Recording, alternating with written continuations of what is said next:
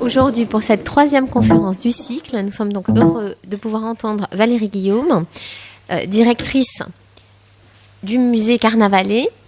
Et donc, le musée est actuellement fermé et restauré jusqu'à fin 2019. Il réouvrira fin 2019.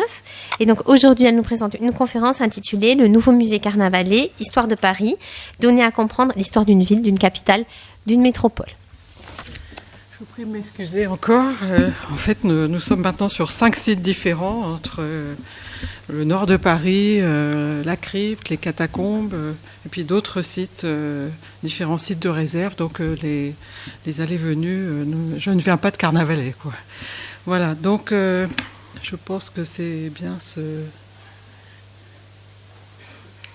Ouais, c'est ça.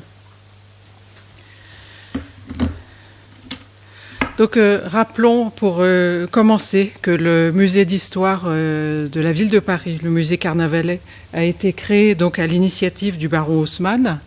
Et je vous invite à lire cette citation. « Et l'achat de l'hôtel Carnavalet que je fis faire afin d'en assurer la conservation et d'y créer de toutes pièces un musée historique parisien, l'avez-vous donc oublié ?» Je voulais rappeler en préambule, voilà, cette question du baron Haussmann dans ses mémoires publiés donc en 1893.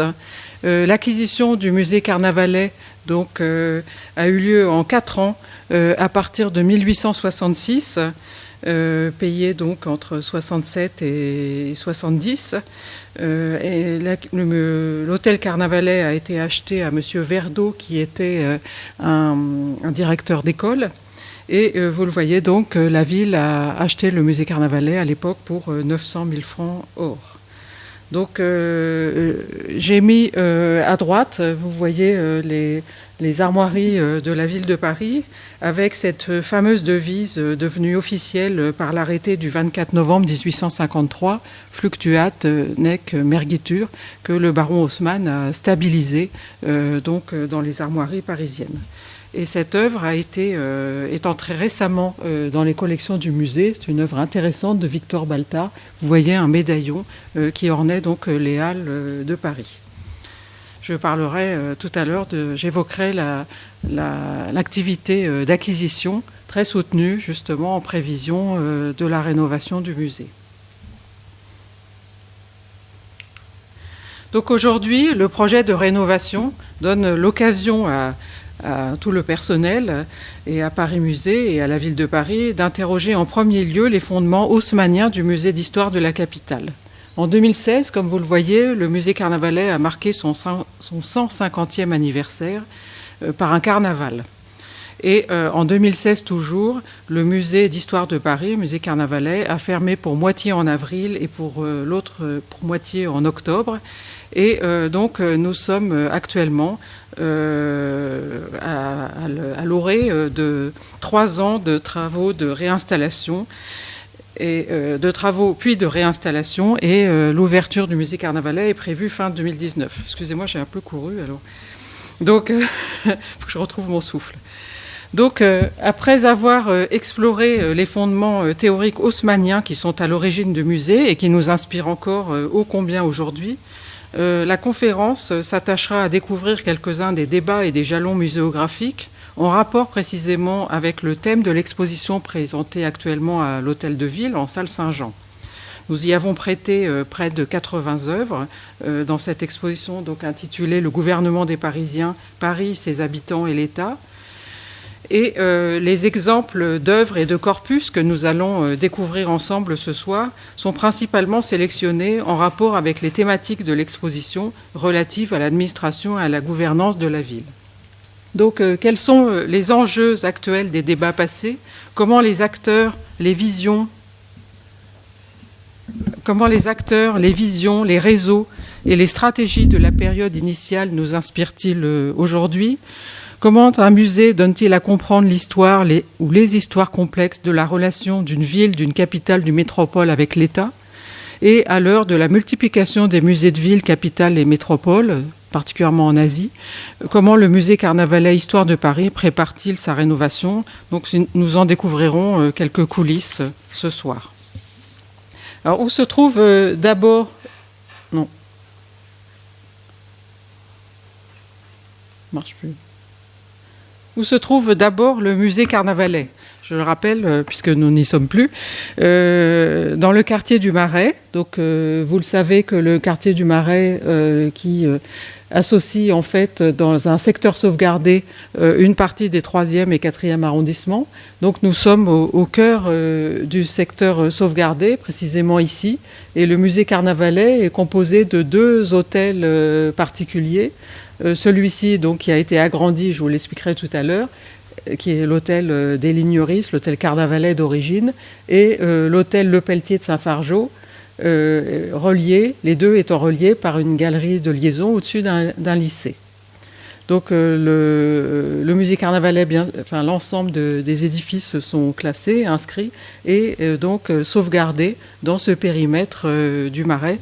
C'est un secteur donc instauré par Malraux. Une exposition a présenté l'histoire du secteur sauvegardé l'année dernière. Donc nous allons parcourir l'histoire du musée Carnavalet et puis le projet de rénovation de façon un petit peu chronologique pour nous y retrouver. Donc nous commencerons par les fondements haussmanniens, donc sous le Second Empire, vous le voyez 1852-70, en poursuivant donc par la Troisième République, des années 1870 à 1940. Donc là, j'arrive plus en fait à... Ah, ah oui, je voudrais pas vous envoyer un laser dans l'œil. Ah bon. Ah voilà. Donc intéressons-nous pour commencer, donc pendant cette période du Second Empire, à la vision de l'histoire qu'a Haussmann. Car la création du musée Carnavalet est associée à la mise en place d'une commission et une sous-commission municipale des travaux historiques, suivant la délibération en date du 28 novembre 1860. Donc cette commission publie des années 1860 aux années, sous la Troisième République aussi, une série d'études historiques très intéressantes et fondatrices. Et je vous présente ici donc la première étude historique qui est l'histoire générale de Paris. Vous le voyez, préfacée par Haussmann, puisque l'introduction est un rapport à l'empereur, donc rédigé par Haussmann soi-même. Donc c'est un rapport extrêmement intéressant. Non, bah, j'y arrive pas. Ah ouais. On peut le consulter en ligne sur Gallica. Et on peut y lire, par exemple, c'est un extrait, mais le rapport est dans l'ensemble, il est assez court, de pages 7 à 12. Il est court et très intéressant.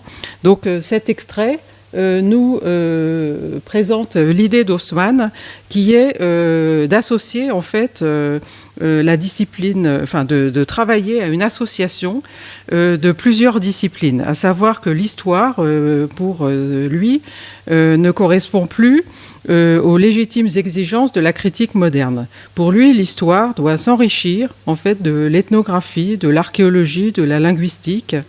Donc le simple récit des événements ne correspondait plus aux légitimes exigences de la critique moderne. Je passe un petit peu. Non contente de préciser les lieux et les dates et de scruter les faits dans leurs sources les moins connues, la science contemporaine en recherche librement les causes et les conséquences. Elle étudie les peuples et les cités dans leurs origines les plus lointaines et nous les révèle sous des aspects les plus inattendus. Donc je répète, l'ethnographie, l'archéologie et la linguistique, sciences à peine soupçonnées autrefois, sont devenues parties intégrantes de l'histoire. Donc, avec Haussmann, la méthode scientifique se renouvelle. L'histoire nouvelle, promue par Haussmann, multiplie et croise les sources et les ressources d'études. Les lieux et les dates livraient jusqu'alors une histoire factuelle, presque froide, et l'ambition des travaux historiques est d'utiliser précisément d'autres sciences humaines en complément de l'histoire pour établir un récit beaucoup plus complet. Alors poursuivons la lecture d'Haussmann, toujours dans ce préambule, qui distingue Paris Donc vous voyez là ce qu'était Paris à l'époque, c'est-à-dire la préfecture de la Seine, des autres villes. Paris, pour Haussmann, n'est pas une commune, c'est la capitale de l'Empire, la propriété collective du pays entier, la cité de tous les Français. Cette cité ne saurait donc avoir une administration purement municipale. L'État intervient et doit intervenir directement et sans cesse dans ses affaires, car il concourt à sa splendeur, soit par des palais et les monuments qu'il y élève, par les fondations et les musées qu'il y entretient, soit par une participation permanente aux dépenses de certains services tels que la garde de Paris, la police locale, l'entretien du pavé, etc. Donc il ajoute, c'est un préfet qui occupe l'hôtel de ville et qui remplit à Paris les fonctions administratives exercées par ailleurs par le maire.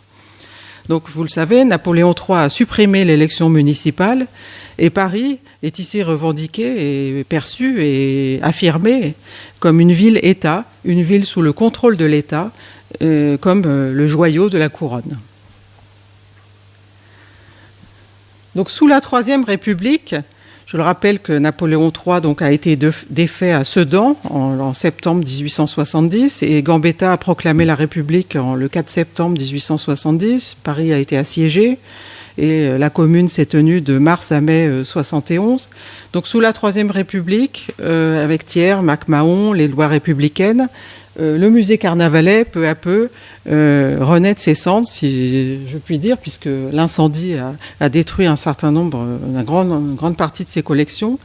Donc le musée Carnavalet, en 1878, publie, grâce à Jules Cousin, son bibliothécaire, qui sera nommé directeur d'ailleurs en 1880, un ouvrage très intéressant qui est la notice descriptive de la bibliothèque. Donc là, vous le voyez, le musée tel qu'il est en 1870, c'est ce bâtiment-ci qui a été acquis par la ville de Paris. Et là, les travaux, en fait, ont commencé. Les toits à la mansarde ont été, vous le voyez, transformés en terrasse. Ce toit-ci a été surélevé.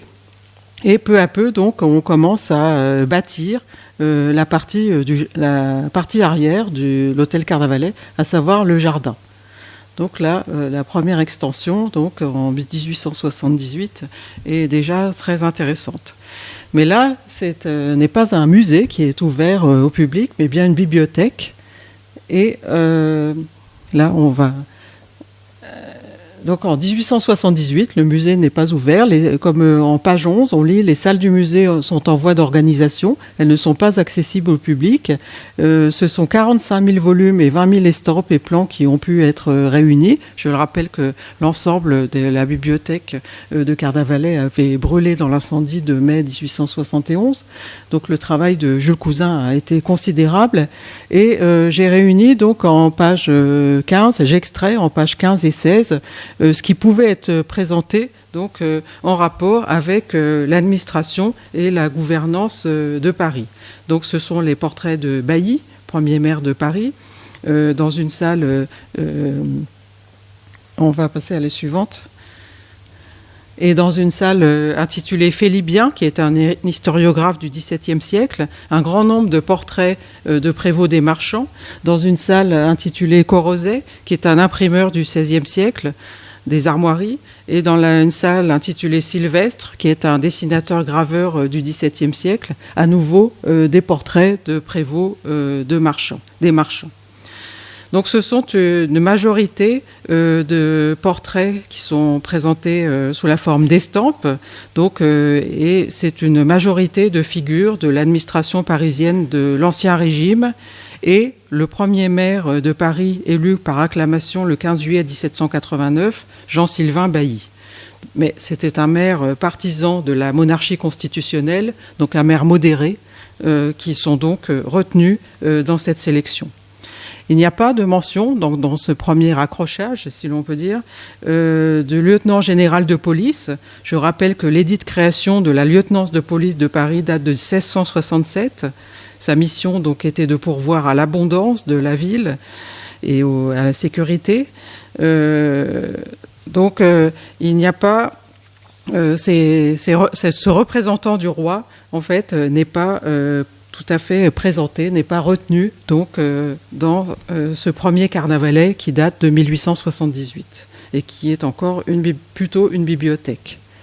Alors 1880 est un tournant. D'abord parce que Carnavalet ouvre au public, et puis ensuite, donc, ce sont les années là, triomphales de la Troisième République qui commencent. Liéville, qui est un historien amateur, enfin il a beaucoup de casquettes différentes, donne une collection considérable de 86 000 pièces suivant son compte, mais en réalité ce serait 45 000 œuvres, ce qui est beaucoup. 45 000 œuvres, pardon, ce qui est beaucoup déjà. Et donc cette collection marque un tournant important dans la mesure où elle révèle que le musée, en 1880, est vraiment en phase avec son temps, avec les idéaux de la République qui s'affirment et se réaffirment donc dans ces années 1880-1884. Et le musée aussi considère finalement l'histoire de la municipalité telle que le siècle des Lumières aussi s'y est intéressé. Et j'ai mis là, par exemple, ce mémoire sur les municipalités. On ne le sait pas assez, mais Pierre Dupont de Nemours, donc le fameux Dupont de Nemours, hein, qui est ensuite parti aux États-Unis, quand il était secrétaire du contrôleur général des finances Turgot, a écrit donc ce mémoire sur les municipalités, et avec ce nouveau mot, hein, donc en 1775, la municipalité, un mot dérivé du latin municipium. Donc je pense que c'est important de rappeler l'importance donc de cette date, l'année 1880 et les années de la Troisième République dans le développement de Carnavalet et dans les orientations historiques très vastes, très élargies que donnent donc les directeurs et conservateurs du musée. Donc là, vous le voyez, progressivement, le musée Carnavalet s'agrandit, se construit, toujours donc à l'arrière de l'hôtel d'origine qui a été acquis en 1866. Peu à peu, donc les ailes sont construites et associent des bâtiments qui sont ou des fragments de Paris. Un fragment du 16e ici, l'Arc de Nazareth, un fragment du 17e ici, le pavillon des Drapiers, et puis un fragment du 18e ici, le pavillon de Choiseul. Donc en 1890, le musée Carnavalet se présente de cette façon, et en 98, ses travaux étant totalement achevés, le président Félix Faure, un président, hein, vient inaugurer l'ensemble des nouvelles salles, les 24 salles. Donc à cette date, en fait, comment présente-t-on l'histoire politique et administrative de Paris? Toujours finalement de manière un petit peu réservée, si je peux dire, puisqu'on présente toujours Bailly, maire de Paris, avec 3 œuvres, et puis à nouveau beaucoup de portraits de prévôts des marchands et d'échevins. Donc le propos reste sensiblement celui qui a émergé dans les années 1878. Alors, là, on va opérer un bond en avant dans la chronologie, puisqu'on va arriver sous la 4e République. Vous le savez, vous connaissez les dates de la 4e République. J'ai mis un petit peu des rappels qui permettent aussi de mesurer la complexité de la gouvernance de Paris et de la région parisienne à ce moment-là, avec un préfet de police, des préfets successifs du département de la Seine, appelé ensuite département de Paris, extrait de Wikipédia, hein, préfet de la région parisienne, la création de la région parisienne en 77. Vous voyez que quand le premier maire de Paris est élu en 77, en fait, la gouvernance générale de la ville et de la région a bien changé, bien évolué, et s'est reconfiguré à plusieurs reprises. Donc à cette date, c'est Jacques Wilhelm qui est le directeur du musée Carnavalet, donc de 1949 à 1978, et donc il n'est pas hasard que dès 1948, il s'intéresse en fait à l'histoire des différents responsables et meneurs et administrateurs et élus ou non élus de la ville de Paris. Et en 1950, donc, sont inaugurées les nouvelles salles de l'échevinage parisien, dans l'ancien appartement de Madame de Sévigné qui se trouve ici. Aujourd'hui, en fait, et demain d'ailleurs, nous continuerons d'exposer les collections de Madame de Sévigné dans cette aile. Mais il est vrai que historiquement, c'est ce bâtiment qu'elle occupait.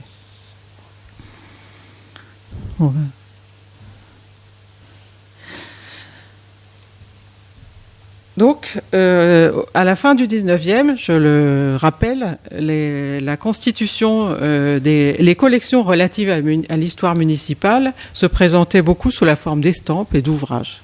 Et c'est en fait à partir des années 1948-1950 que le musée travaille en fait à constituer des collections de peintures d'histoire et de portraits d'apparat, donc relatant cette histoire municipale. Donc plusieurs articles ont fondé la présentation, cette présentation, donc qui sont réunis dans le bulletin du musée Carnavalet. Jacques Wilhelm donc publie un article dès 1948 et en 1950, il est l'auteur d'un essai très intéressant sur les nouvelles salles de l'échevinage parisien. Donc il explique. Et là, je vous présente un petit peu les salles dans lesquelles il y a 3 diapositives. Donc, vous le voyez, l'état actuel de ces salles, puisque nous avons retiré toutes les pièces de mobilier. Et dans certaines salles, comme celle-ci, nous avons aussi retiré le bas-lambris qui est actuellement en anoxie. C'est-à-dire qu'il était un petit peu attaqué par des intrus. Et donc, vous voyez que le projet de rénovation, je vous verrai tout à l'heure des diapositives montrant l'ampleur du déménagement des collections. Et vous allez découvrir au fur et à mesure que nous procédons à cette rénovation en prenant particulièrement soin des collections et des bâtiments, puisque notre mission est bien sûr de les préserver le plus possible. D'ailleurs, nous travaillons à cette rénovation avec un architecte, plusieurs architectes d'ailleurs des monuments historiques et un architecte des bâtiments de France. Donc vous pouvez imaginer que tous nos travaux sont bien sûr élaborés et en concertation avec ces différentes institutions. Donc je le disais, après la Seconde Guerre mondiale, l'histoire municipale revient en force. Donc ces 4 salles que nous découvrons ici sont donc proposées au public en 1950 et elles sont proposées suivant une muséographie très intéressante. Dans les années 1920-1930, le musée Carnavalet donc s'était encore agrandi en insérant en fait un certain nombre de décors d'hôtels particuliers. Ici, donc après la Seconde Guerre mondiale, le propos n'est pas d'insérer des décors d'hôtels particuliers, mais de fabriquer en fait un décor en rapportant en fait soit des lambris, soit des éléments de cheminée d'édifices très différents les uns des autres. Donc la première salle des échevins est décorée en fait d'une cheminée qui était en réserve dans le musée depuis 1880 et qui provenait d'un hôtel particulier de la rue des Bernardins qui, avant sa démolition, avait servi de presbytère à l'église Saint-Nicolas du Chardonnay. Donc vous voyez là qu'en 1950, le foyer de briques a été donc refait et garni d'une plaque de cheminée aux armes des Colbert. Dans la salle suivante, non, c'est la diapo précédente alors. La jaune, non, précédente encore. Voilà.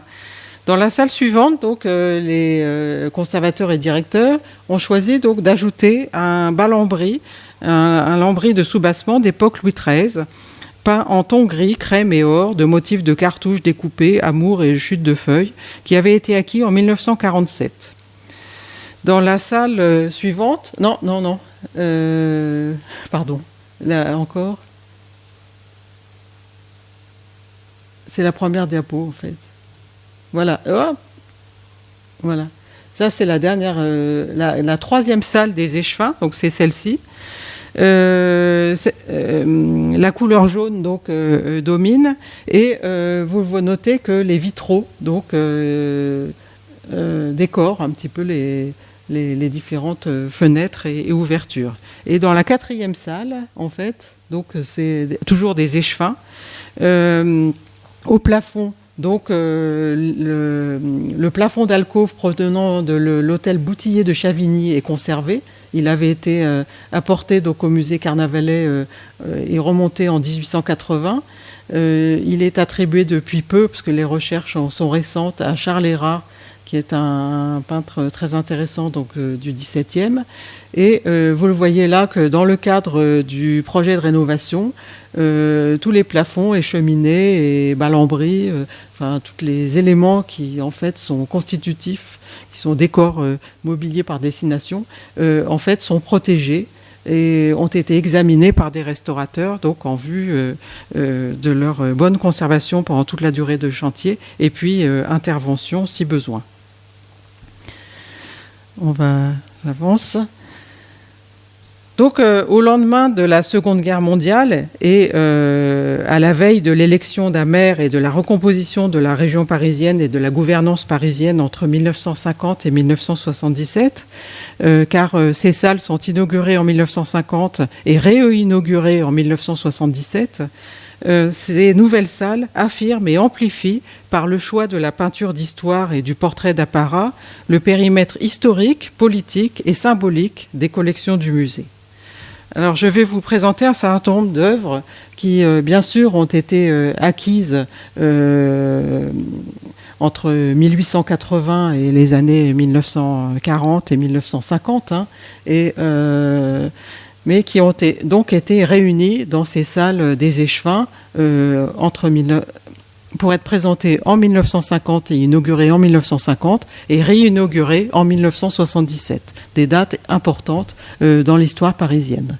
Donc vous voyez là ce tableau-là datant de 1611, acquis en mars 1880, présentant les membres du bureau de la ville en fonction en 1609-1610, suivant une composition particulièrement officielle et traditionnelle.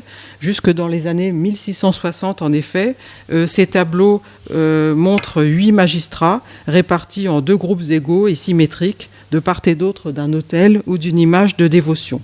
Donc le prévôt des marchands est toujours le premier à gauche en partant du centre, et il a derrière lui le procureur, le greffier. Alors quelquefois il arrive que les toiles soient coupées, donc il a derrière lui le procureur, le greffier et le receveur, et devant lui les 4 échevins, toujours dans l'ordre de leur élection. À partir des années 1660, donc la représentation des membres du bureau se mêle à la célébration des événements à caractère royal. On le verra ensuite. Donc cette œuvre-ci, en fait, a été intégrée dans les collections du musée Carnavalet, vous le voyez, par voie d'échange, puisqu'elle provient dans les années... oui, je ne l'ai pas indiqué, mais c'est en 1947. Ma mémoire est bonne, et elle provient en fait du musée de Versailles qui avait acquis ce tableau donc en 1844 de la collection du banquier Aguado. Alors, je le disais, cette exposition donc et ces salles d'exposition permanente donc inaugurées en 1950 sont réinaugurées en 1977 avec un nouveau directeur qui est Bernard de Montgolfier, qui publie donc en enrichissant le travail de son prédécesseur un catalogue intitulé Les fastes de la ville de Paris au XVIIe et XVIIIe siècle.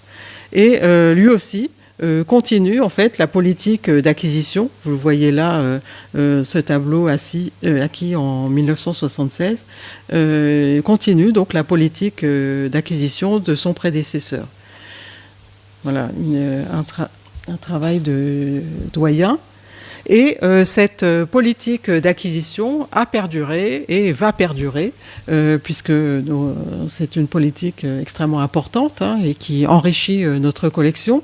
Donc en 1989, grâce au travail de nombreux conservateurs et notamment de Jean-Marie Bruzon, ce fragment d'un portrait collectif, vous voyez que je disais que ce type de tableau était souvent découpé, donc ce fragment a été identifié sur le marché de l'art et Jean-Marie Bruzon a pu le présenter à la commission d'acquisition. Et vous voyez que les autres fragments sont à Londres, au musée de Toledo aux États-Unis. Deux autres fragments de ce tableau sont dans des collections privées. Et enfin, le dernier a disparu à Berlin en 1945. Donc ce type de tableau monumental, des tableaux historiques, des portraits d'apparat, était découpé. Et le travail des conservateurs et des directeurs est de retrouver quelques éléments de façon à compléter le puzzle. Alors en 1990, une autre belle acquisition, une esquisse de Nicolas de Largillière, avec, vous le voyez, je disais après 1660, une évolution de ce type de peinture d'histoire, avec des événements relatifs à la municipalité parisienne ou bien à l'actualité royale qui sont donc représentés. On va avancer. Alors, une acquisition un petit peu plus récente, on a avancé dans le temps, toujours de Nicolas de Largillière. Vous le voyez là, donc le prévôt des marchands Boucher d'Orsay, et qui complète en fait, donc en 2003, ça a été une acquisition très intéressante. On va voir quels sont les deux autres fragments du même tableau qui étaient dans les collections, elles, depuis un moment, puisque ces autres fragments avaient été acquis pour l'un en 1867, donc juste après l'acquisition du premier hôtel, et pour l'autre en 80, juste au moment de l'ouverture de l'hôtel Carnavalet au public. Donc vous voyez des jalons extrêmement intéressants. Et ces trois tableaux, donc celui-ci et le précédent, font partie du même tableau. Donc notre travail est de continuer à rechercher ces différents tableaux qui constituent les fondements de l'histoire municipale, de l'histoire administrative, politique de la ville de Paris.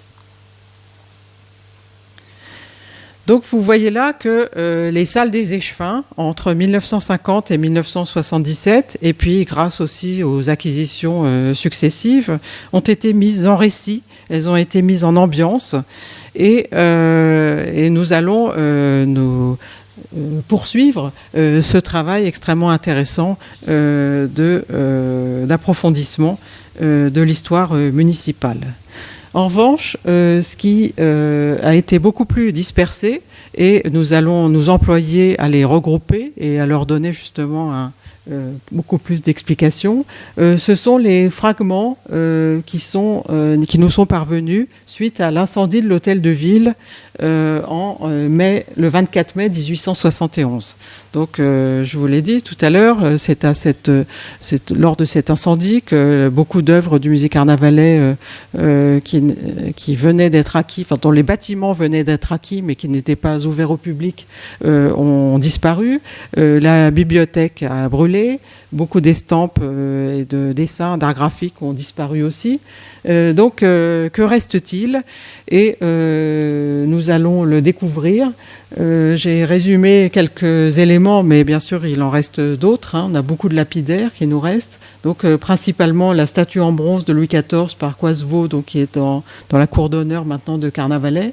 Le bas-relief en bronze de 1838. Des caissons de plafond, beaucoup d'éléments lapidaires et la porte de l'ancien hôtel de ville. Toutes ces œuvres, en fait, venant donc de l'hôtel de ville, sont arrivées au fur et à mesure et ont été finalement dispersées dans tous les bâtiments de Carnavalet. Et notre projet est non pas de les regrouper forcément, mais de regrouper le plus possible, quand cela est possible, de façon à mieux donner à comprendre, en fait, l'histoire donc de l'hôtel de ville. Voilà, alors là, c'est une photo que malheureusement nous n'avons pas pu acquérir, qui est passée en vente récemment, donc une photo très intéressante de Le Gray, qui nous montre, vous voyez, la façade de l'ancien hôtel de ville avant son incendie. Et j'attire votre attention sur ce que j'ai encadré là, c'est-à-dire la porte là, principale, surmontée donc d'un relief. Nous allons découvrir les éléments. Alors ce relief, en fait, c'est celui d'Henri IV, qui a été donc déposé en 1871 et vous le voyez par la commune là. Vous voyez là que les communards ont appuyé fortement sur l'objet. Il y a des balles, enfin bon, il y a pas mal de dommages qui ont été faits à l'œuvre pour la retirer de son emplacement. Et cette œuvre donc a été installée dans la cour qu'on appelle aujourd'hui Henri IV en 1888. Donc là, vous le voyez, est assez empoussiéré. J'y reviendrai tout à l'heure. C'est une œuvre de Lemaire, c'est-à-dire de 1838, si ma mémoire est bonne. C'est une œuvre qui est intéressante à plus d'un titre, puisqu'elle correspond en fait aux transformations de l'hôtel de ville par Louis-Philippe. Une autre œuvre très intéressante qui a été exposée tout récemment donc dans la galerie des enseignes. Là, elle trouvera une place beaucoup plus cohérente dans un espace consacré précisément à l'hôtel de ville. Une œuvre très intéressante puisqu'il s'agit d'un ventail d'une porte qui a longtemps été égarée. Donc son sauvetage a été décrit en 1871 par Théodore Vaquet, qui est l'archéologue du musée Carnavalet.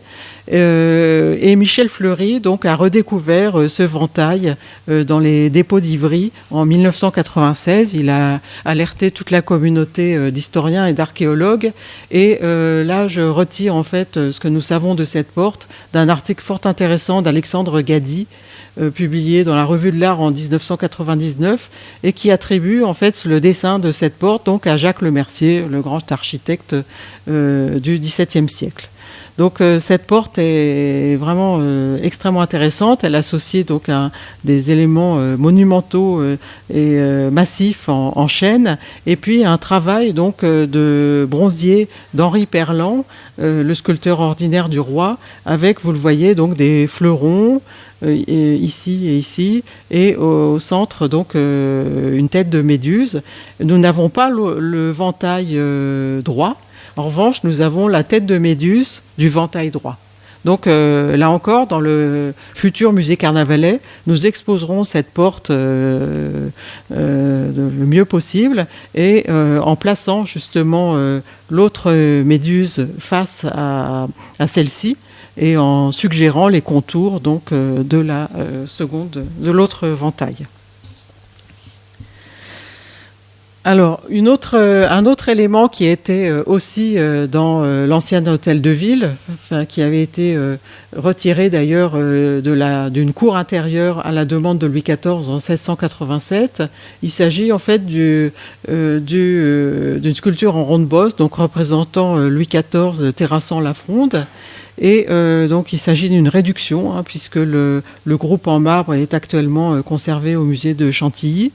Cette œuvre n'a pas été exposée jusqu'à présent, donc dans l'histoire de l'hôtel de ville successive, sous les échevins, prévôt des marchands, lieutenant de police, enfin bon, toute la Louis XIII, Louis XIV, etc. On présentera un petit peu Louis-Philippe ensuite. On présentera donc ces différents objets, ces différentes œuvres.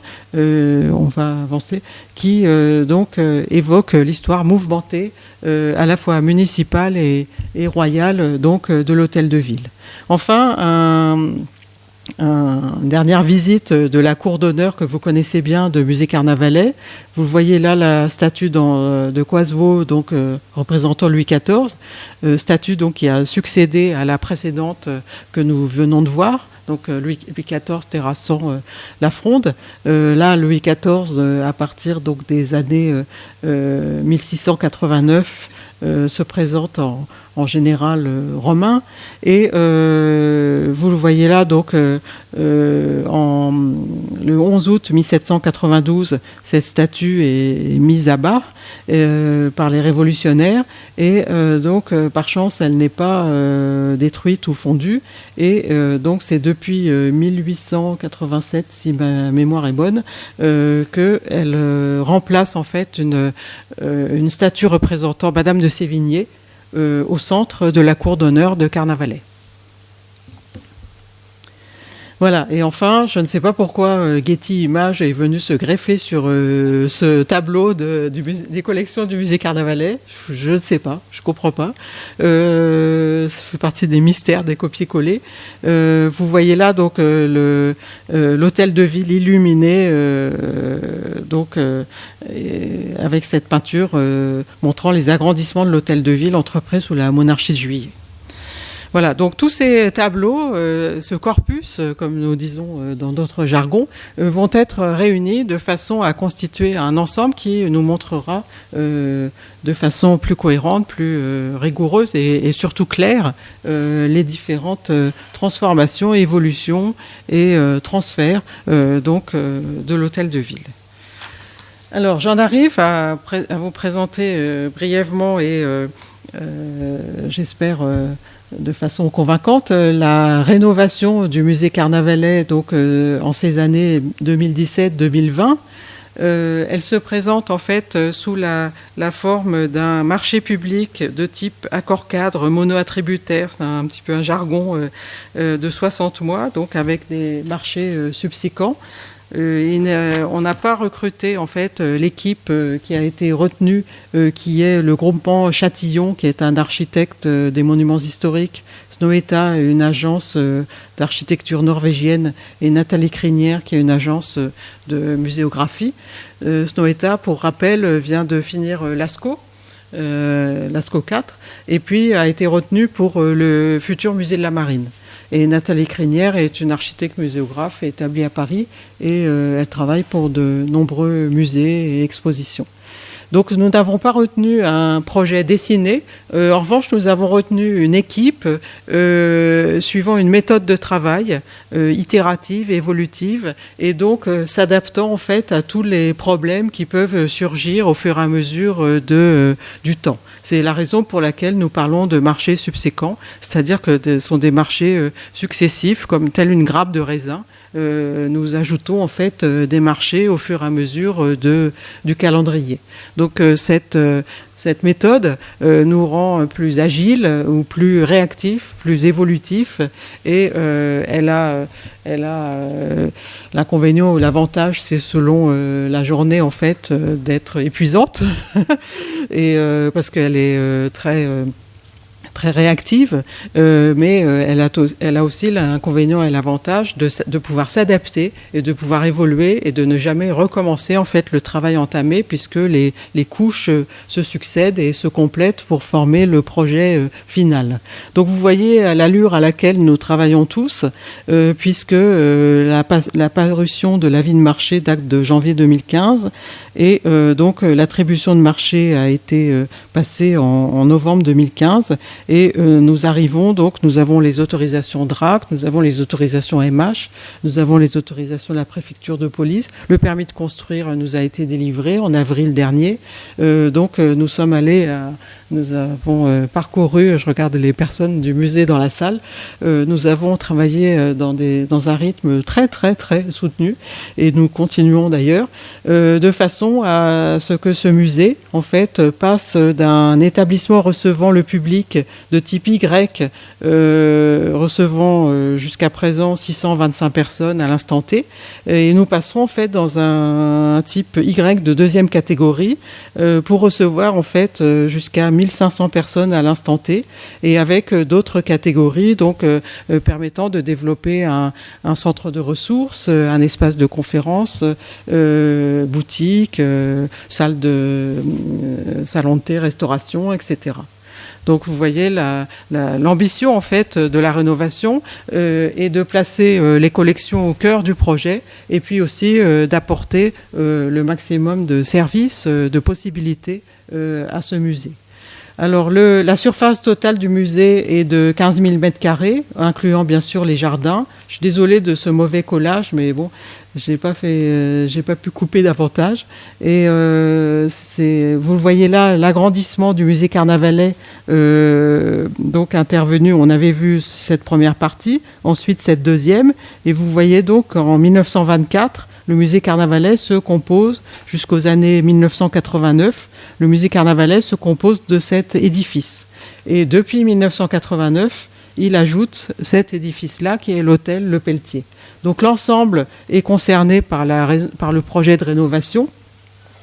Et nous avons en surface utile 9700 m² et nous ouvrirons au public 5409 m².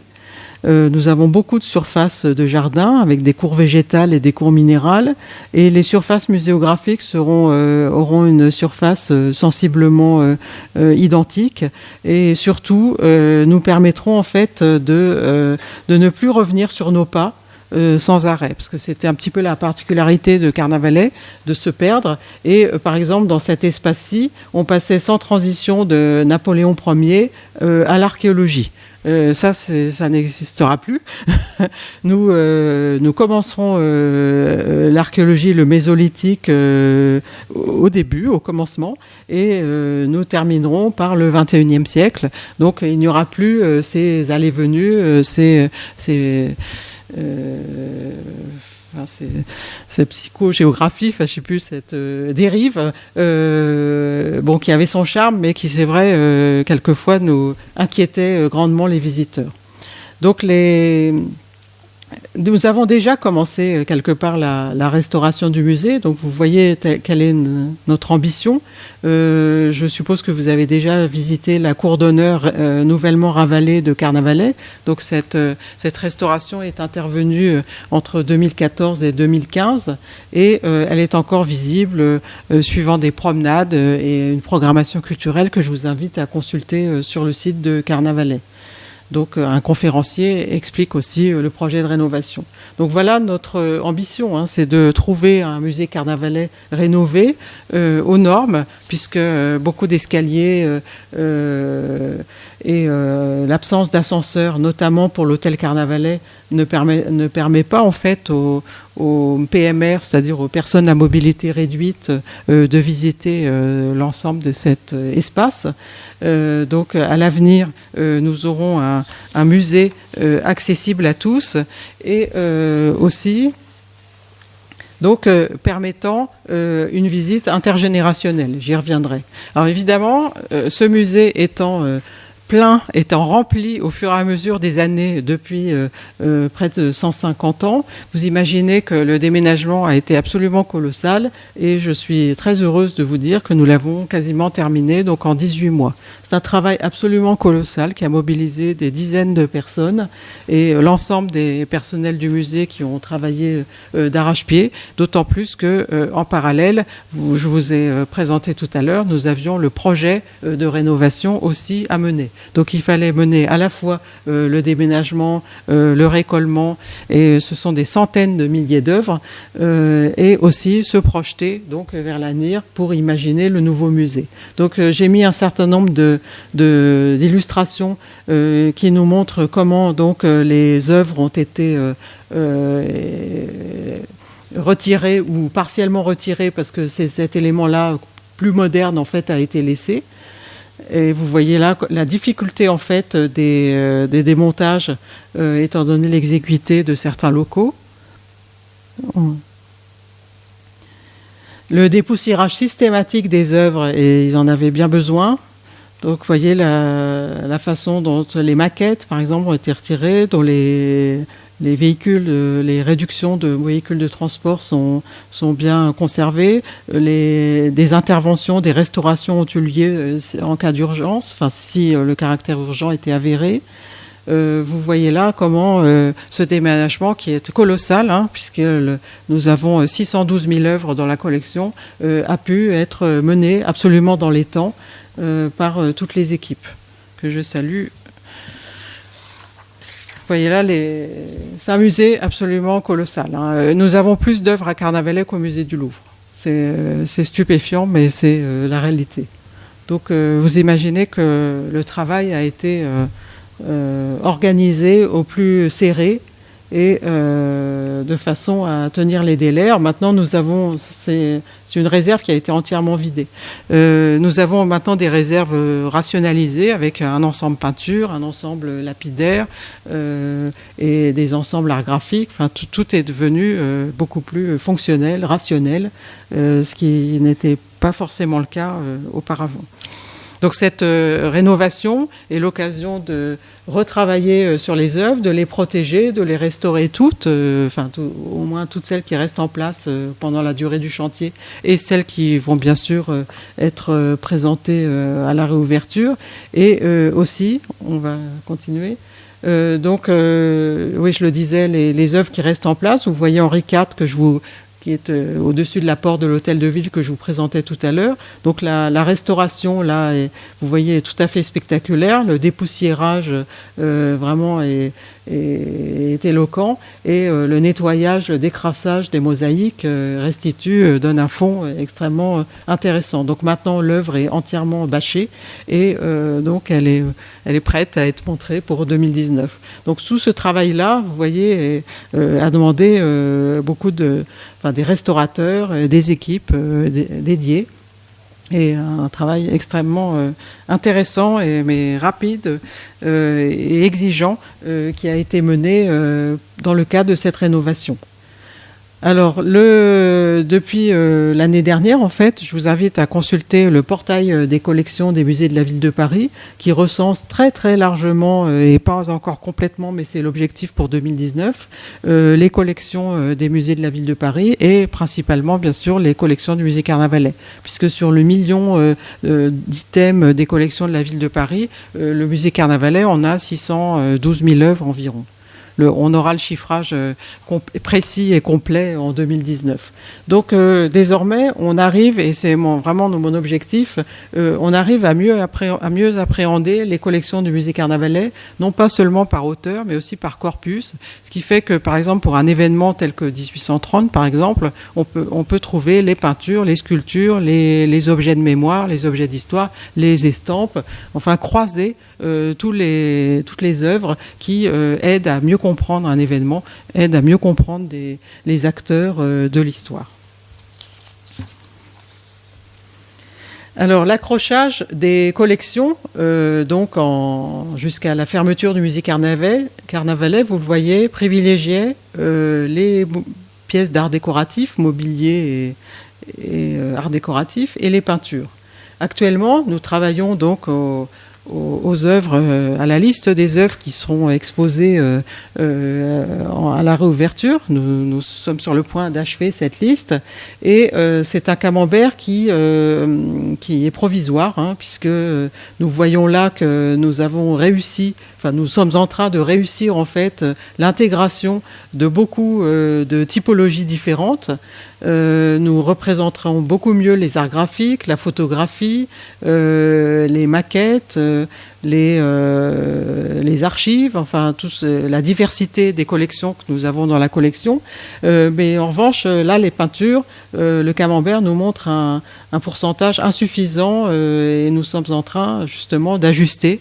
Et je vous parlais tout à l'heure de la méthode itérative, la méthode constructive et pragmatique que nous avons mise en place pour avancer, qui nous permet en fait de rectifier et de faire évoluer des plus loin équilibres de façon à présenter au mieux les collections.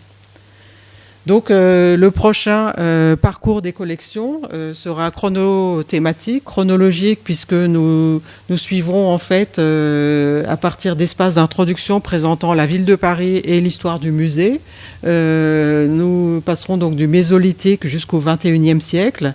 Donc nous aurons Paris au Moyen-Âge, nous travaillerons sur le XXe et XXIe siècle, et l'accrochage précédent, vous le voyez, évacuait, ne pouvait pas présenter aussi le Moyen-Âge, et surreprésentait certainement, mais c'était aussi très intéressant, Paris au XIXe siècle, et s'arrêtait donc dans les années 10-20.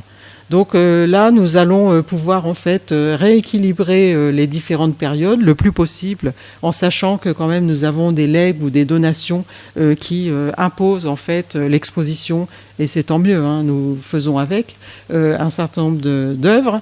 Et l'objectif en fait, c'est de présenter environ 3500-3600 œuvres en les expliquant davantage, en les croisant davantage, en les reliant davantage les unes aux autres. Voilà. Et pour ce travail, il nous est paru intéressant de poursuivre une politique d'acquisition ambitieuse. Et ici, nous avons un exemple extrêmement intéressant d'un tableau important qui a été acquis récemment, enfin en 2016, par le musée Carnavalet. Il s'agit d'un plan de Paris donc daté de 1632-1641. C'est une toile de grand format, de 152 par 203 cm, et c'est le legs d'une généreuse donatrice du musée, donc en 2015, qui nous a permis donc d'en faire l'acquisition. C'est un magnifique portrait de ville, hein. C'est pas une carte imprimée, c'est un portrait peint. C'est une carte peinte, et vous voyez là comment la ville, le schéma cartographique en cours au XVIe et XVIIe est différent, hein, d'une autre, puisque la Seine est représentée sur un mode vertical et non pas d'est en ouest ou d'ouest. Donc vous avez là l'hôtel de ville, si je distingue bien, hein, et le Louvre. Les différents lieux de pouvoir, l'île de la Cité bien sûr, les lieux de pouvoir, et vous voyez là l'enceinte, très, très différente, hein, des enceintes ultérieures. Et à ce moment-là, en fait, dans le cartouche, on peut lire que Paris était alors peuplé de 800 000 habitants, ce qui en faisait d'ailleurs une des métropoles d'Europe les plus importantes. Autre acquisition. Je vais peut-être passer à la suivante, puis comme ça j'exposerai un petit peu ce qui est présenté.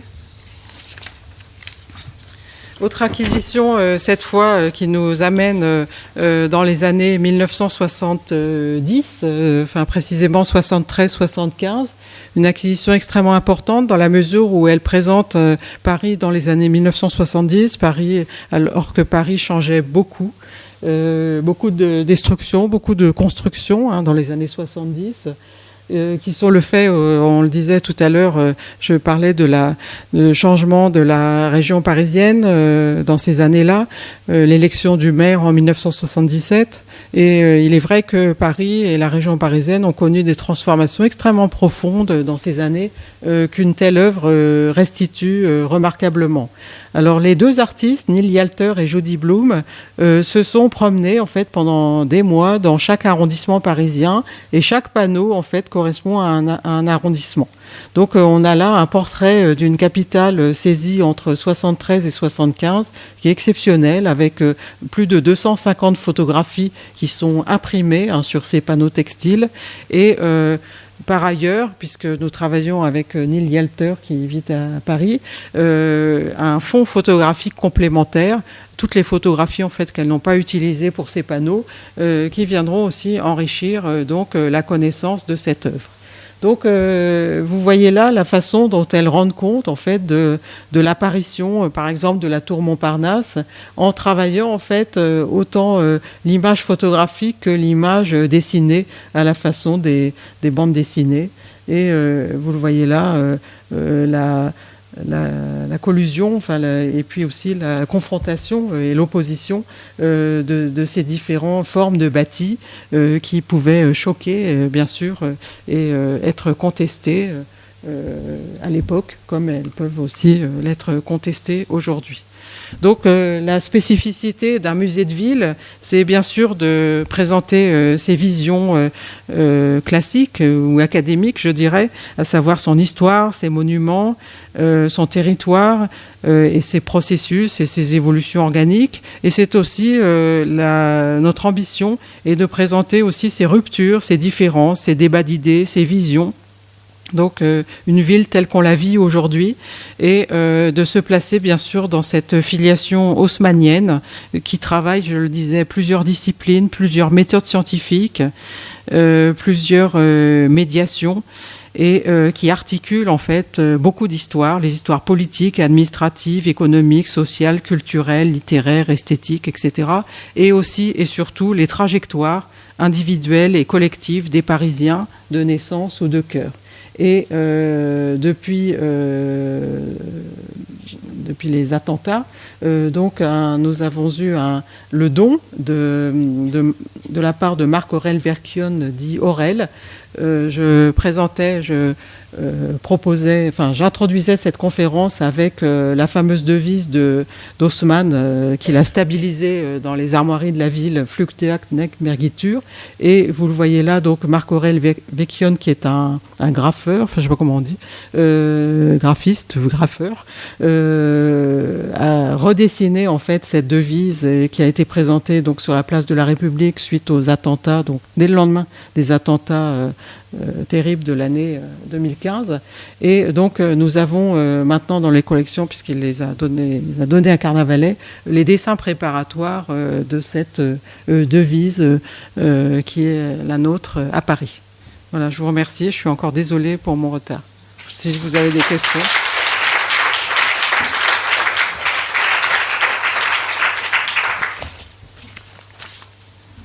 J'espère que j'ai rattrapé mon... Merci beaucoup. Vous pouvez maintenant poser des questions à notre conférencière si vous voulez.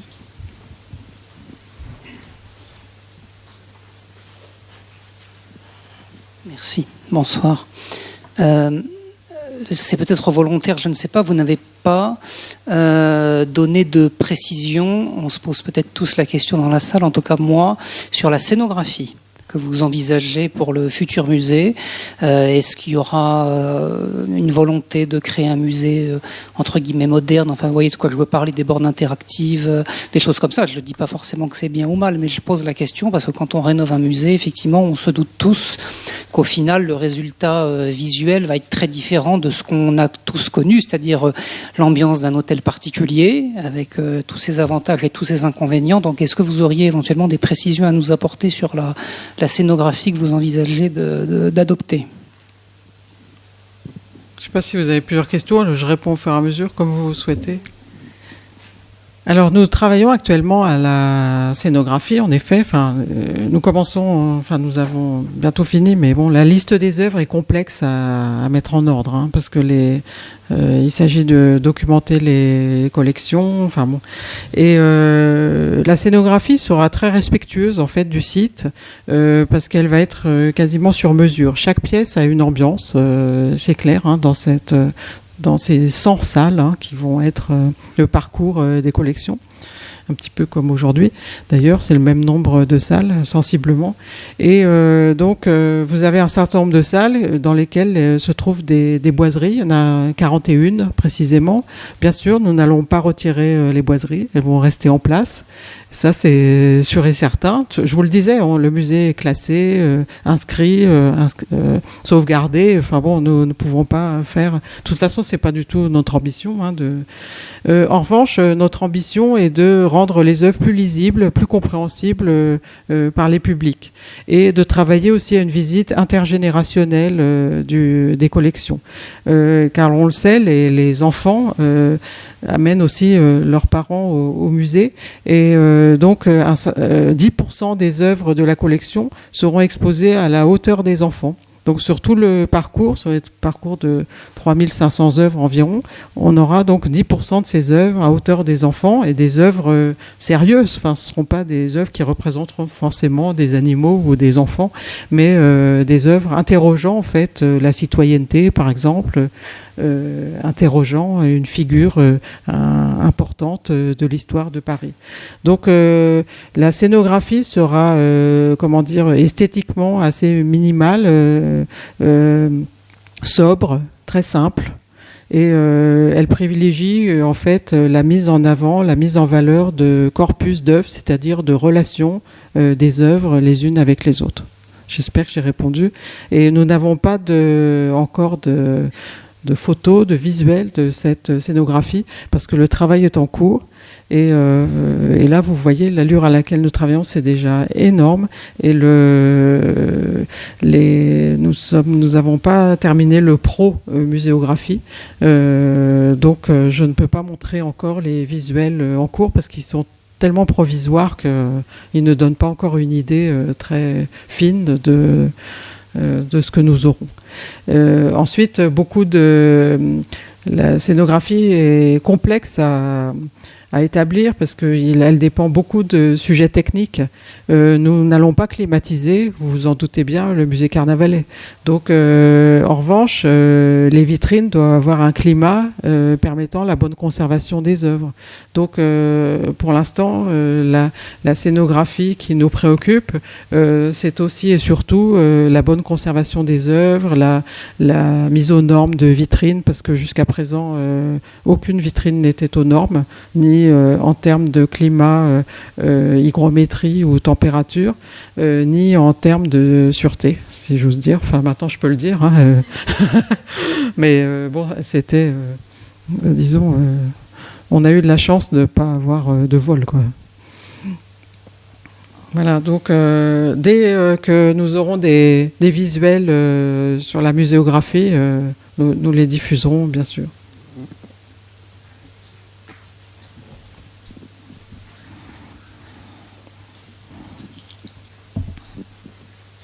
Bonsoir. Vous nous avez dit au tout début que les toiles à mansarde ont été retirées déjà au XIXe siècle par le baron Haussmann. Est-ce que c'était pour retrouver l'état primitif Renaissance? Et si oui, donc on a perdu un peu d'espace. Oui, c'est étonnant. Hein. On a transformé les toits en terrasses. Est-ce que ces terrasses étaient accessibles du temps de baron Haussmann?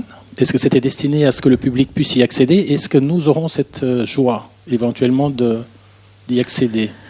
Alors, d'après ce que j'ai compris, mais vraiment, c'est sous réserve de vérification, c'est Parmentier et puis Guayabo, qui étaient en charge de la transformation de l'hôtel particulier à l'époque, et ils sont partis en fait ils se sont inspirés d'estampes de Marot, qui étaient elles-mêmes des réinterprétations. Donc en fait, c'est parti un petit peu. C'est plus une vision imaginaire un petit peu de l'état avant Mansart qui a été présenté et finalement qui a donné lieu à ce qu'on voit aujourd'hui. Alors l'accès de ces terrasses, ça je l'ignore, je ne pense pas parce que les rambardes sont quand même assez basses. Je pense que ça présente un danger. Et au musée Picasso, en fait, on accède à la terrasse un peu équivalente, mais ils ont ajouté, et avec raison, parce que ce sont des normes imposées, des plexis ou des verres, enfin je ne sais plus ce que c'est, mais empêchant de basculer.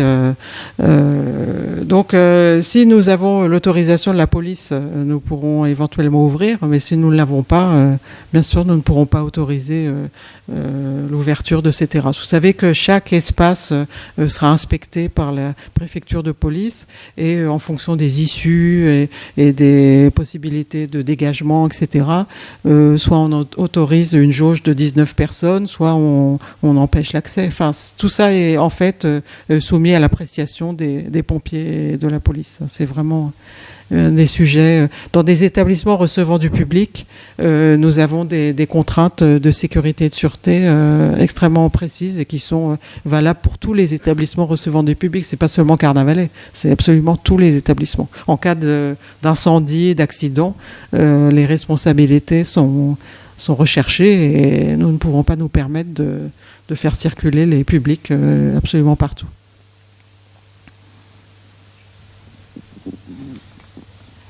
Vous venez d'y faire allusion avec les deux questions précédentes, mais en ce qui concerne les publics, est-ce que vous pourriez nous dire rapidement, en gros, si je puis dire, les publics à Carnavalet? J'ajoute une petite parenthèse.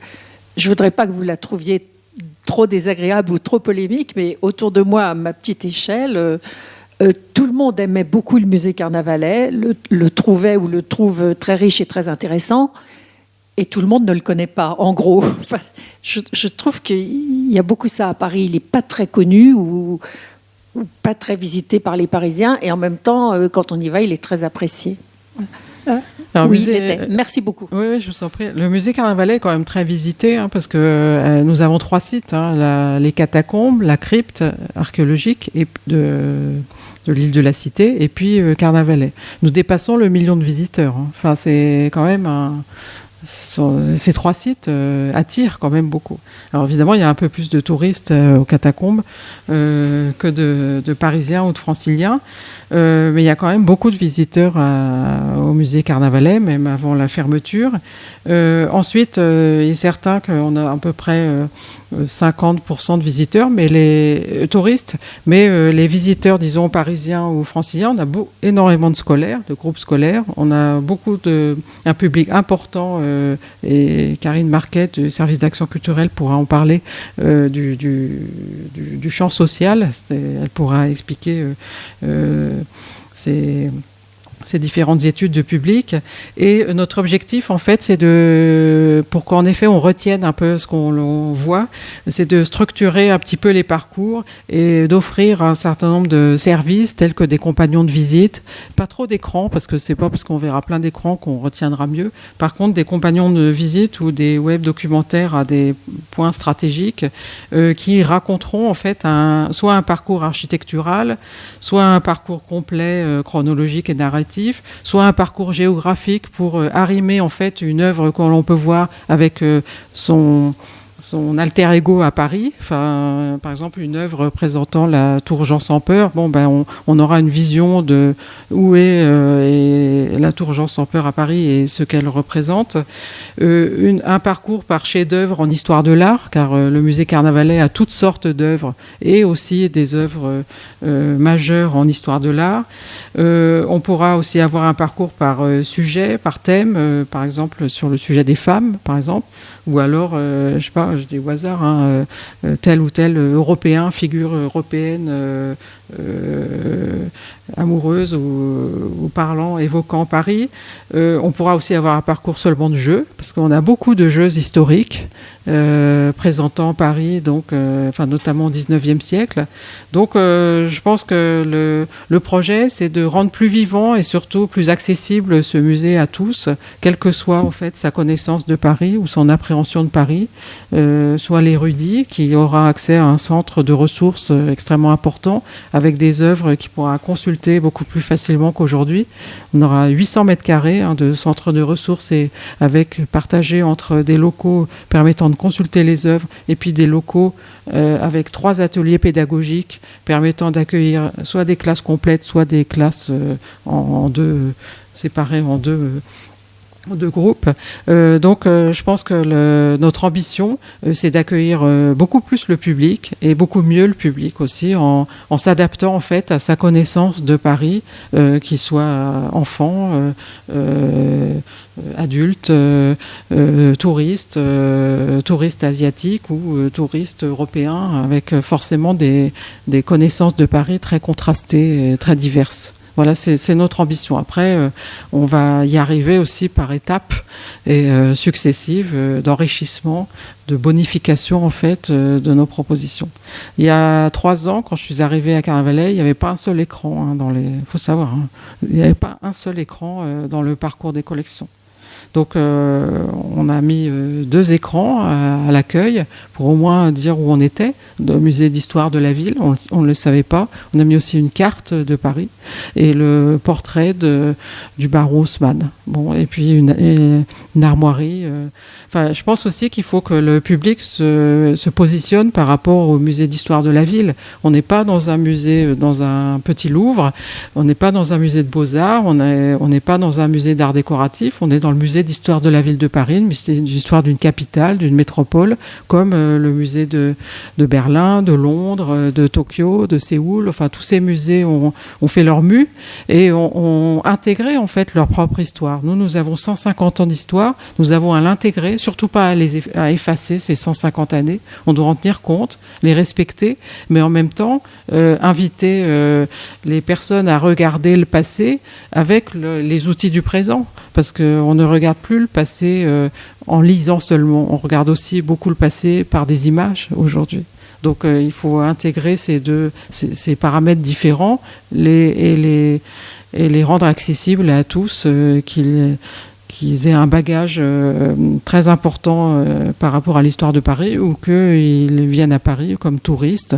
Le directeur du musée de Séoul me disait par exemple, dans le musée Carnavalet, il trouvait qu'il y avait...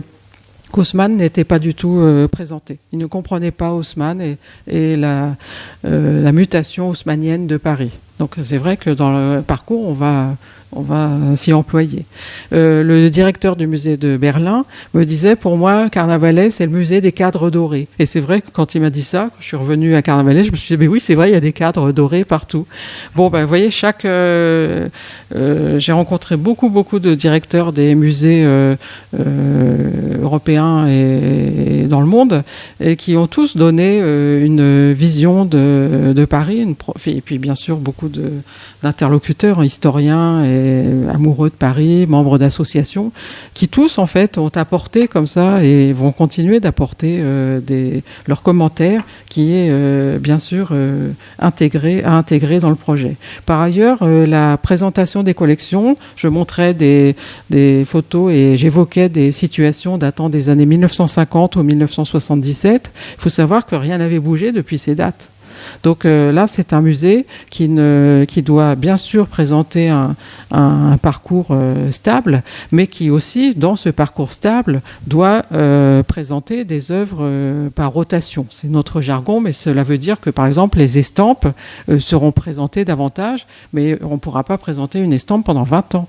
On va pouvoir présenter des estampes tous les 3 mois, les faire tourner, on a des fonds considérables, donc on présentera ces estampes dans des systèmes de type tiroir qui permettront en fait d'être exposés un petit peu plus longuement et surtout de permettre leur rotation.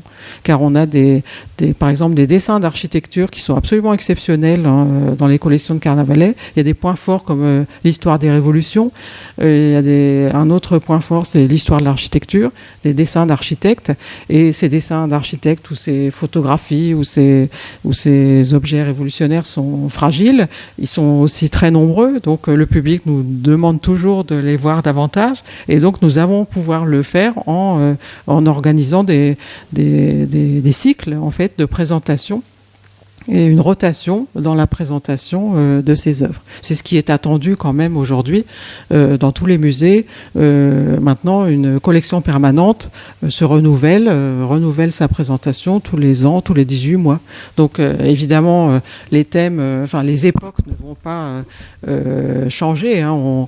On va pas commencer à l'envers ou façonner des interruptions, mais on pourra par exemple s'intéresser à la trajectoire d'une personnalité comme Marie Dagou pendant 1 an, et puis ensuite proposer une autre personnalité, une autre figure de la vie parisienne 6 mois ou 1 an après, voilà, de façon à peu montrer la diversité de nos collections.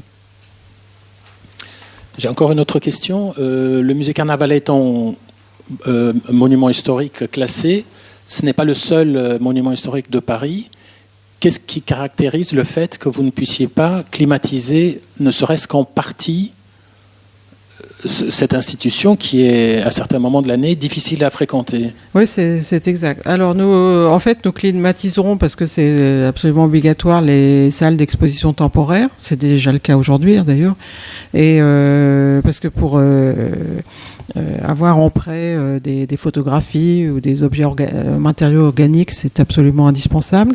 Donc cet espace-là sera climatisé, ainsi que l'espace des réserves, parce que nous allons avoir une partie des réserves qui seront donc dans l'hôtel Le Pelletier de Saint-Fargeau, et c'est dans un espace qu'on appelle l'auditorium, qui en fait est un grand cube en béton. Hein, c'est même aujourd'hui, parce que nous ne visitons pas tout à Carnavalet, mais nous avons aussi des espaces en béton.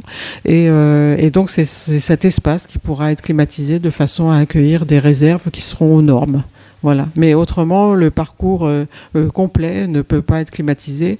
Je ne sais pas si c'est forcément nécessaire, parce que beaucoup de musées ou d'institutions réfléchissent aussi à la ventilation, à la régulation en fait de l'humidité et des températures de manière plus écologique et soutenable. Donc la climatisation n'est pas toujours la réponse à tout, parce qu'elle peut aussi déshumidifier. Enfin bon, il y a un suivi, il y a un entretien de la climatisation. Là, étant donné le bâtiment historique, étant donné les contraintes, ensuite on peut absolument pas toucher aux boiseries. Donc je vois pas comment on pourrait climatiser les espaces présents du 18e siècle. Là, je vois pas. Il faudrait pas le fermer 3 ans. Bonsoir.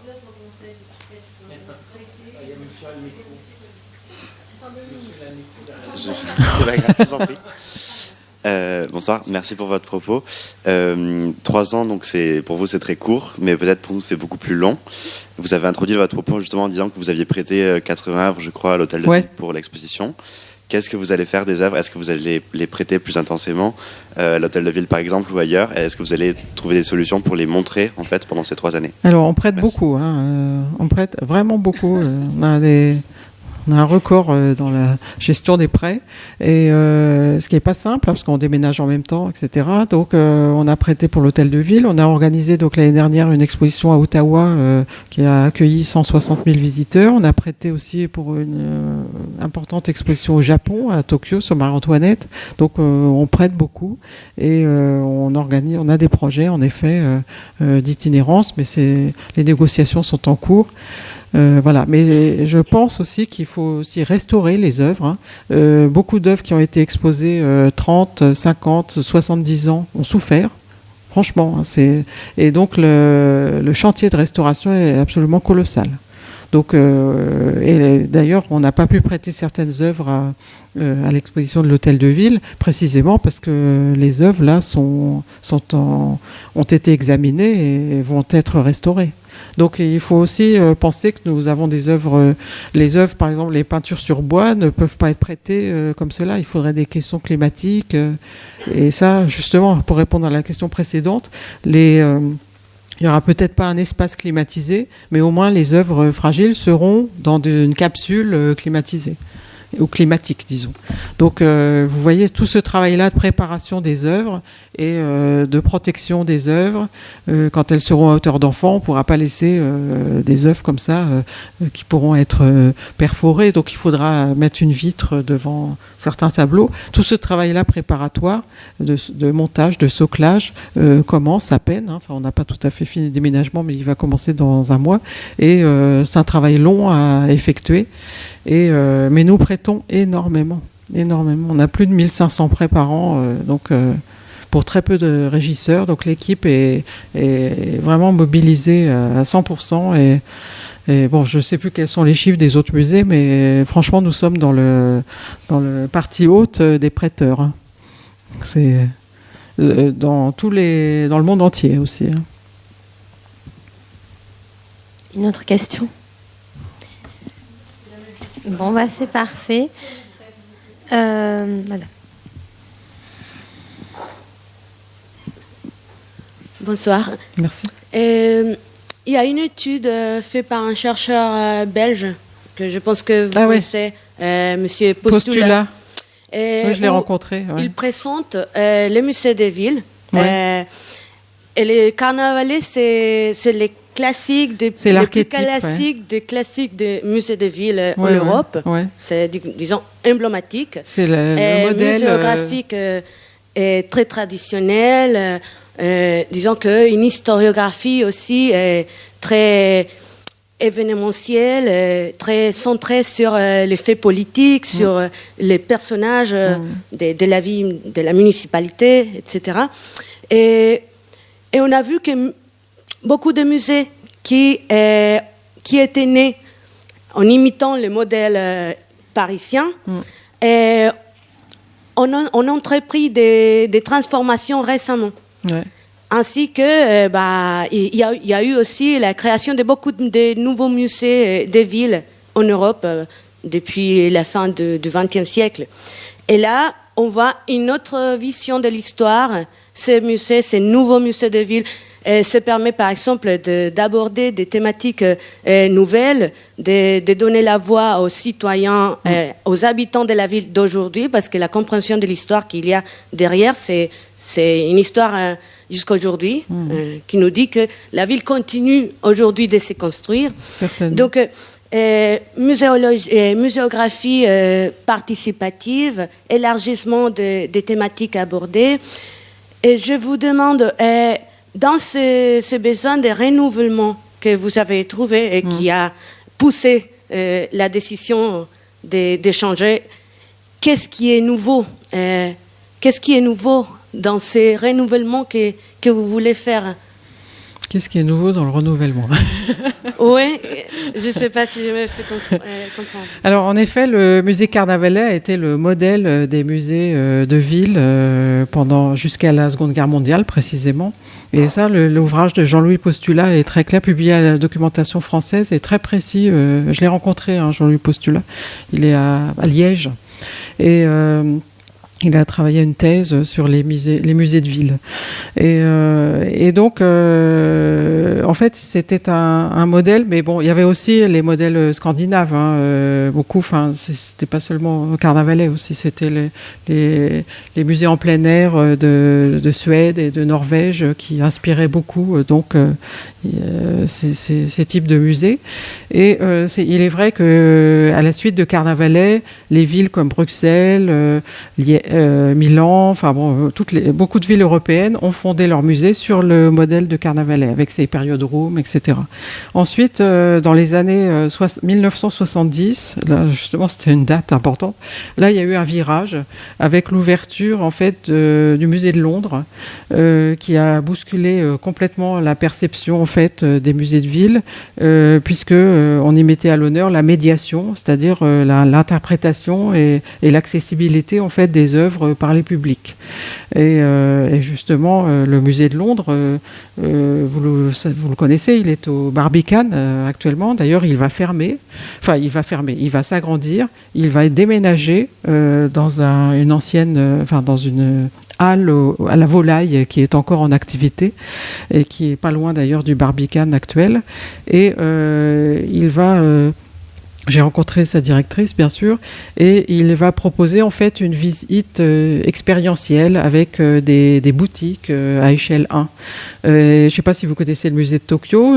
C'est un musée très intéressant, musée Edo, puisqu'il présente il a un pont à échelle 1, un vrai pont qui a été inséré dans le musée même. Mais il faut dire que ce musée a été construit dans les années 80 ou fin 70-80, et il a été construit autour du pont, donc c'était en tenant compte en fait des dimensions du pont. C'est un musée aussi qui a intégré une maison, enfin bon, vous voyez cette importance en fait de l'insertion aussi de l'objet architectural et de l'objet urbain. Alors du coup, Carnavalet, lui, vous le voyez dans les années 1950-1970, ayant stabilisé, voire figé sa présentation, n'a plus bougé. Les écrans qui ont peu à peu en fait intégré un parcours des collections dans les musées en général n'ont pas été intégrés à Carnavalet. Bon, pour plein de raisons. Quelquefois c'est seulement une raison de prise électrique. C'est pas du tout. C'est aussi simple que ça, parce que c'est compliqué. L'édifice est compliqué.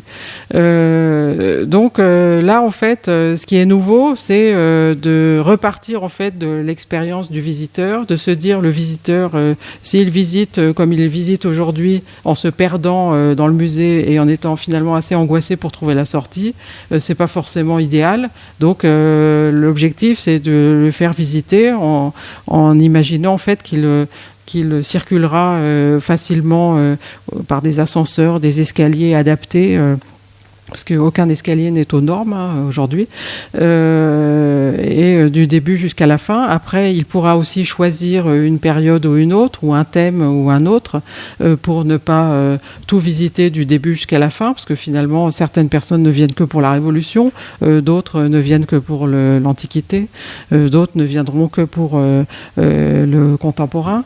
Voilà, donc je pense que le nouveau c'est considérer le visiteur, son confort, son souhait de venir pour visiter un musée, puis aussi y faire quelque chose, y apprendre quelque chose, s'enrichir de quelque chose, partager quelque chose. Voilà, c'est cela le nouveau pour moi. Mais bon, il y a aussi beaucoup de réponses possibles. Le nouveau, c'est aussi travailler sur les corpus d'œuvres et non plus seulement sur l'œuvre unique.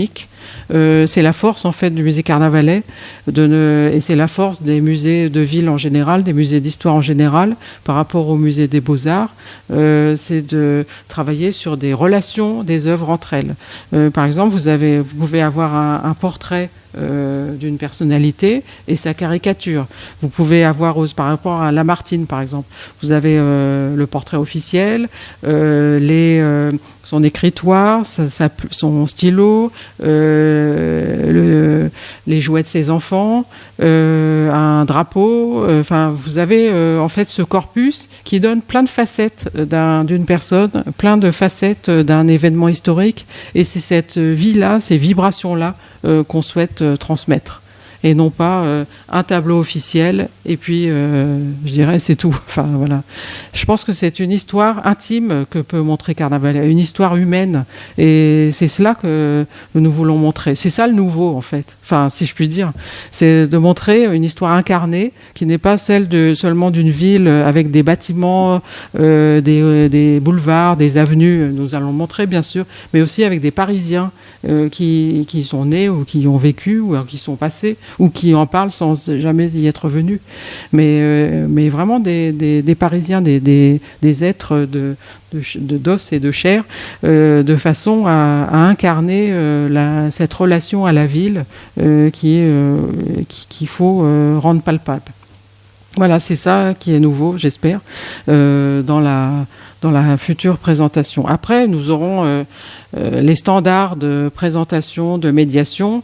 Ils sont assez maintenant courants dans les musées. On attend quand même des audioguides ou des visioguides en 2020. On attend de pouvoir avoir Wi-Fi, enfin pour pouvoir enrichir sa visite ou vérifier une date ou se dire tiens ça me fait penser à telle chose. Bon tiens qu'est-ce que dit un tel. On attend comme ça d'avoir des visites qui suscitent un peu des curiosités ou des envies de voir autre chose. C'est un peu le sens qu'on donne un peu aux visites. Ou alors on a envie, pour un touriste qui se dit de Paris, finalement je vais voir la Tour Eiffel, enfin les 10 monuments, où je voudrais voir ce qui est le familier à Paris. Et là aussi on s'y emploie. Par exemple, on a constaté que le familier parisien, comme la Fontaine Wallace, une boîte de bouquinistes, eh bien on ne les avait pas dans les collections. C'est incroyable, mais on ne l'a pas. Donc maintenant, on s'est employé déjà à avoir un élément de Fontaine Wallace, et puis une boîte de bouquinistes. Bon, il faudra qu'on en trouve. Je pense que Paris, c'est ça. C'est aussi un environnement familier qu'il faut pouvoir retrouver et percevoir dans ce musée. Après, ce que le public aime et retrouvera, c'est aussi l'environnement d'un hôtel de charme. Et ça, les Allemands ont beaucoup théorisé cette histoire qu'ils appellent de charme, d'ailleurs avec ce mot français, qui qualifie en fait l'âme de Carnavalet. Et cet espace-là, un étage plus sain de Carnavalet, il va rester dans l'état et il va même être restauré, puisqu'il a beaucoup souffert d'une présentation constante et continue des collections. Voilà.